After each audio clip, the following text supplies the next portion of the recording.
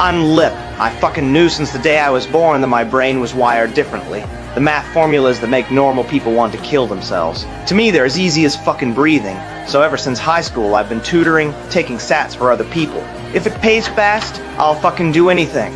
And all these struggles and humiliations took place in the south side of Chicago, a godforsaken place that even God has forgotten. I earned this little money from work-study, and before it could even warm up in my pocket, it was fucking thrown into the bottomless shithole of my family. In the end, this so-called genius can't even afford his own college tuition. That damn financial aid application might as well be a worthless scrap of paper by the time it reached my house. Who the fuck cares? Look, this is my scholarship papers, okay? Look, I can't pay to go back to school this semester because of you guys. I'm sorry, we didn't know. I just had to take out a $5,000 cash advance, okay? Can you spot me a 20? Look, my credit is ruined because nobody told me about these goddamn fucking papers. That my life was a pile of shit, then love would definitely be the stinkiest, harness chunk in it. Karen was the first girl who really got to me back. Fuck. I really thought we were a goddamn match made in heaven. Two perfect pieces of shit. Both are smart enough, and both are messed up enough. The physical collisions and hormonal attraction made me indulge in it for a time. But turns out she was even crazier than me, even more goddamn devoid of a bottom line. She turned around and hooked up with my bastard dad, Frank. In the end, even the kid she had wasn't mine, and it was a Down syndrome baby. What the fuck, Karen? I thought you said it was mine. I screwed Timmy Wong as much as I screwed you. I never said it was your baby. You just wanted it to be. That thing's always got that sixth sense of humor. After that, Karen completely fell apart from postpartum depression and self-loathing. She left the South Side not long after. At the lowest point of my life, Mandy barged into my life. Her love was so pure it was terrifying, and so intense it burned. When I was giving up on myself and planning to drop out of school entirely, she risked everything to forge a full set of college application materials for me, all just to pull me out of the mire. Even Karen, who just came back, is not allowed to contact me. Yet I yelled at her for that, calling her a busybody. Wow, What? I'm what? You're not my mother, you're not in charge of who I talk to, and you're sure as shit not in charge of if I go to college! But no matter how much of a jerk I was, she would always forgive me unconditionally. When Karen came back briefly trying to mess up my life again, Mandy solved the problem in the Milkovich family's way. She ran Karen over with her car, almost killing her. When I found out the truth, I broke things off with Mandy completely. I fucking can't accept it, destroying others under the banner of love. This is insane. You know what? Don't sweat it. We were done before you got here. This is Kenyatta. He's my date. Time passed in the blink of an eye, and before I knew it, it was my high school graduation day. That night, the whole family cheered for me. I also became the only one among the 6 siblings to get a high school diploma. But the real surprise came the next day. I received an acceptance letter from MIT. Coming to MIT, it felt like I just stumbled into another whole new world. Everyone here is so well dressed, as if they were born without ever getting a speck of dirt on them. But what about me, as long as I take a breath? All the messed up mess from the Gallagher household yanks me right back to reality. Fino was at home getting high on drugs. Liam almost died from accidentally ingesting that stuff. Now Fiona being prosecuted. And there in a good chance she'd end up behind bars for years. The Stan family. Now it's all falling on my shoulders. All of this is like a rope, coiling tighter and tighter around my neck until I can breathe. I'm not guilty! Liam almost died! And that was you! All fucking you! Your coke, your boyfriend, your fucked up life! It's not mine! Alright? I needed an escape, even if it was just a momentary one. And it was precisely at this time that I got involved with Amanda, the wealthy girl. She took me to high-end restaurants and celebrity parties, opening a door I had never even dared to dream of. Behind that door lay the hope of breaking free from the cage of my social class.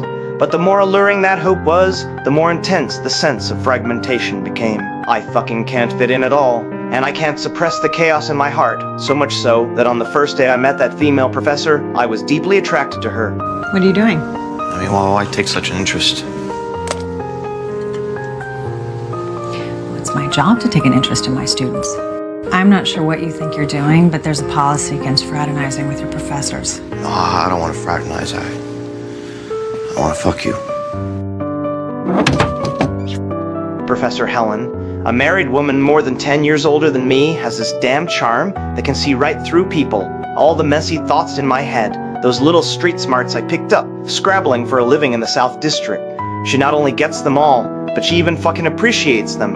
For a guy like me, it was the first time someone could keep up with my mind, even outpace me, that feeling. This feeling, it's simply a deadly drug. Yet our relationship was like a time bomb, and it was only a matter of time before it exploded. We all knew in our hearts that, sure enough, this underground romance was finally exposed by Amanda. She posted the intimate photos of Helen and me on the campus website. Overnight, Helen was ruined, while I plunged into a carnival of self-destruction, turning my life into a scorched wasteland.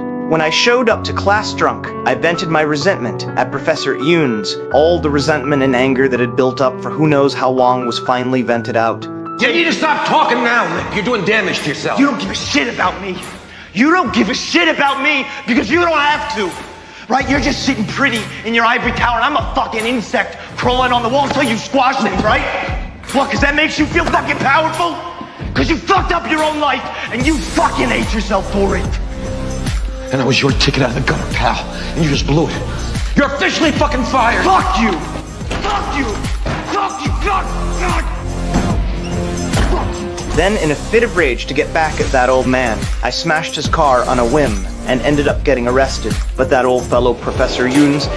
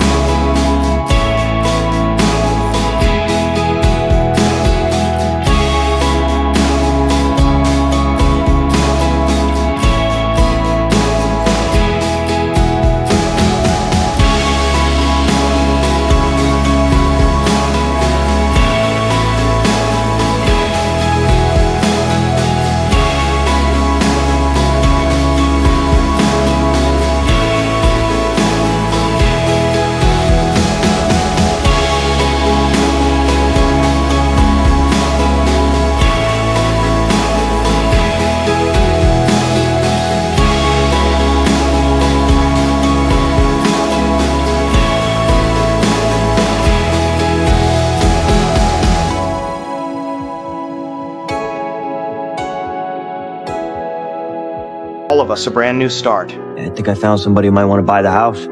He's only got 75 grand, so that means we get 15 each. You take my 15. We don't need it. We're doing fine. Thank you. But no thanks. So, should we sell?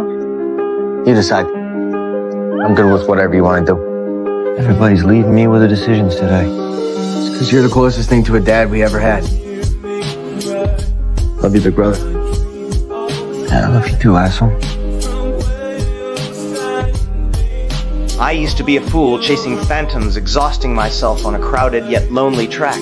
Now, I no longer fantasize about reaching the top in one leap, and have bid farewell to those illusory glories of fame and fortune. I've come to understand that true redemption does not lie in escape, but in acceptance.